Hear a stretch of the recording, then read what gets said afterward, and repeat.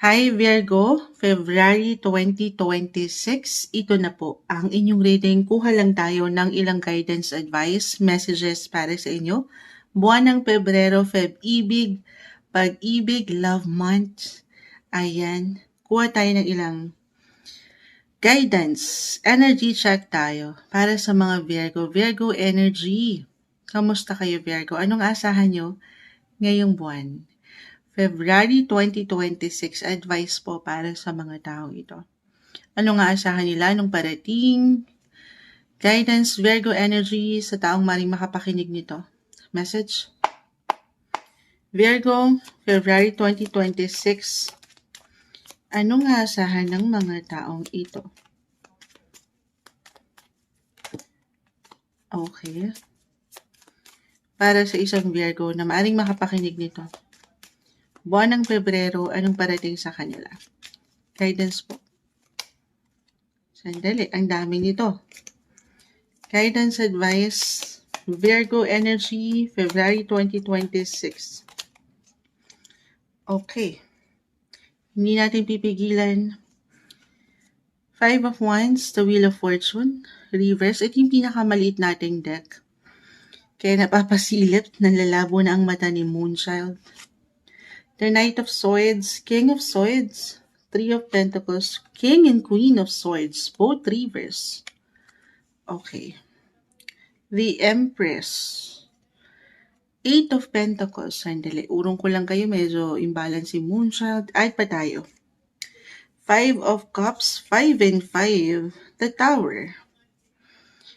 The Tower. So this month, Virgo, February 2026. Expect the unexpected.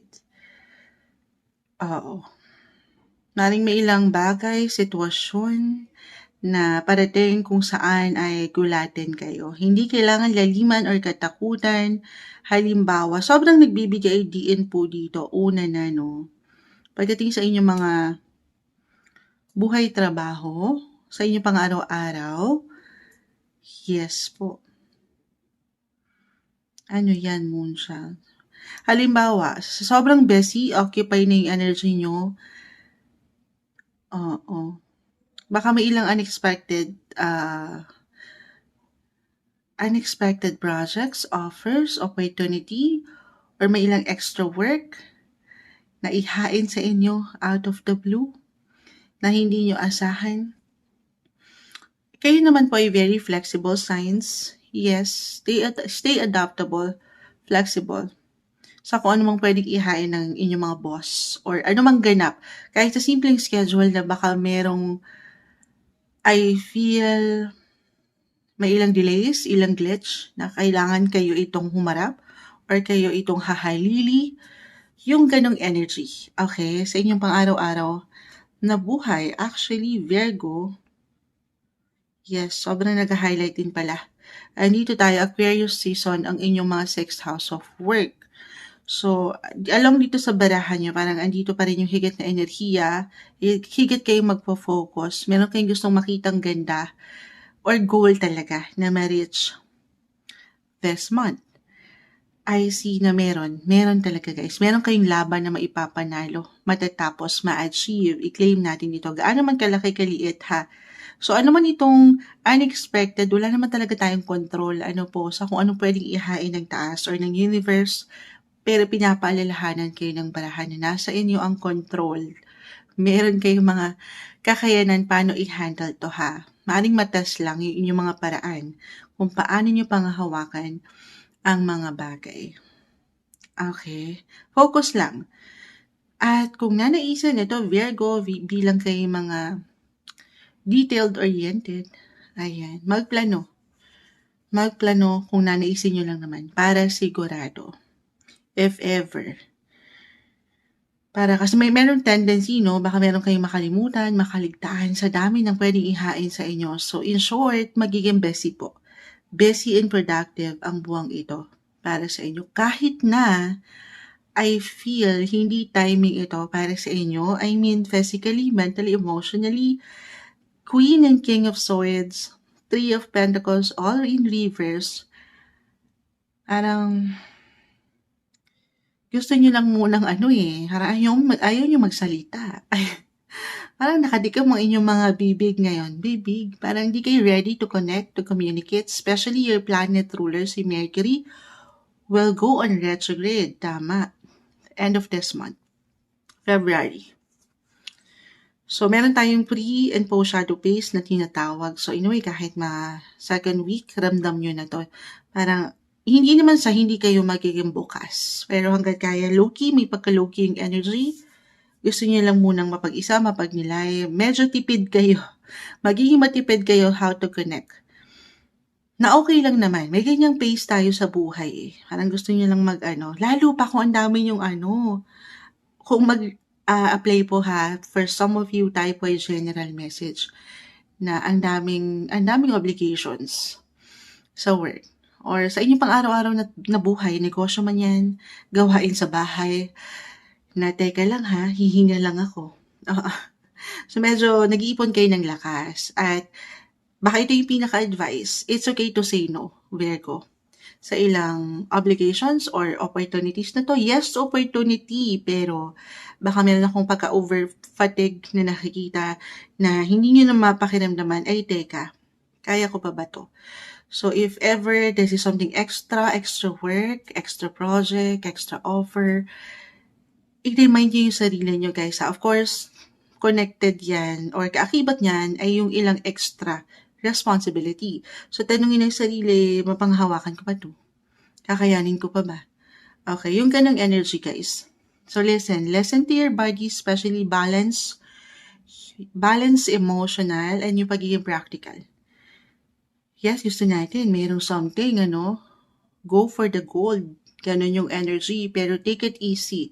So ayaw natin meron tayong ilang kabagalan na mapaangat or baka mainip ang inyong mga kliyente sa inyo or may ilang glitch na maganap. So, prioritization guys. Isa-isa lang ha. Gumawa kayo ng mga to-do lists or plans this month. Kasi very productive po ang buwang ito sa aking nakikita para sa inyo. Okay, at listen to your body. Na-mention ko ba, hindi po isang medical advisor si Moonchild. Sabi ko nga, paggamit ng energy na nakukuha ko dito yes, sa connection, communication, medyo limitado. Kasi nga, parang ang dami nyo nag-iniisip. Okay, ang daming tumatakbo sa inyong isipan. So, ayun, kalmahan lang din. Priority nyo rin yung ikaw. Kung nakakapaglaan kayo sa ilang sektor ng buhay, trabaho, ilang priorities. So, take it easy kasi si 6th house, na-mention ko na, bukod sa work, dyan din po pumapasok. Hindi po isang medical advisor si Moonchild, pero dyan pumapasok ang health. Health-wise, pahingahan, listen to your body. Ganun lang naman yung energy na nakukuha ko, guys. Pagkapagod. Minsan, baka hindi nyo na papakiramdaman yung inyong mga sarili. Ay, teka, o nga, no? Tao lang din pala ako. Tao pala ako. Napapagod din. So, ganun lang po. Self-care, self-love, ha? Magtulog. Alam nyo, note to self to kay Moonchild. Wala tayong masyadong tulog lately, pero yakapin nyo rin yung kayo. I-priority nyo rin yung kayo.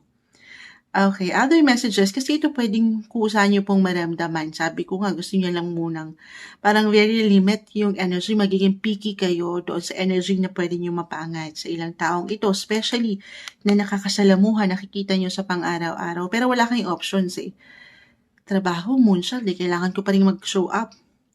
Kailangan ko pa rin i-showcase ang aking kakayanan sa showtime. Yes, pero parang gusto lang kasi mapag-isa, mapagnilay nung iba. Magpaganda, magpaspa, the empress. Yung ganong energy, parang gusto niya ng self-care, self-love. Again, pwede itong kusang umangat din sa inyong mga feelings. So, ayan, unti-unti. I mean, yun nga, balance, prioritization, magplano, ilaan nyo ha. So, magsingit kayo dyan ng meantime. Kahit na parang ang labo niyan para sa ilan. Lalo pa, kung meron na kayong ilang priorities sa trabaho, sa mga anak nyo, the Empress card, connected sa children, if ever may anak na, sa kapareha, parang ang dami, no? So, nasan kayo doon, Virgo? So, isingit nyo, ilagay nyo rin yung mga sarili nyo sa inyong mga plano this month. Okay. Other messages. Speaking of the Empress, planet ruler is Venus, love, beauty, attraction. I see na merong mag-work na relationship, partnership ngayon. Oo, buhay pag-ibig tayo, I know. Dapat yun yung topic natin. Pero nauna ko na, no? More on work eh. Very practical yung energy. Pero syempre pa, since Feb-ibig tayo, Virgo, andito pa rin, di kayo papahuli. No matter what your relationship status, single, in a relationship, attached, married, I see beauty. Higit kayong ma-appreciate or higit yung ma-appreciate ang inyong mga partners or ang inyong mga love life. Yes, hindi niyo pa man yan ma-realize ha. May something ganda sa inyo. Or merong something ganda, something beautiful or meaningful kayong matatanggap this month. Hindi isang medical advisor si Moonchild, pero ipapasok na natin to. Again, kung meron na kayong mga anak, kaakibat nung something ganda na ito, or celebration, gift na pwede nyo matanggap, ay konektado sa mga bata. Yes, sa inyong mga anak. So, maaaring may isa-celebrate din kayo. Hindi lang yung mga puso nyo, pero itong mga bata. Higit kayo maglalaan ng oras, kasama sila. Or meron talaga, ito po yun, hindi, paulit-ulit, medical advisor si Moonchild. Live na live tayo sa ating Black app.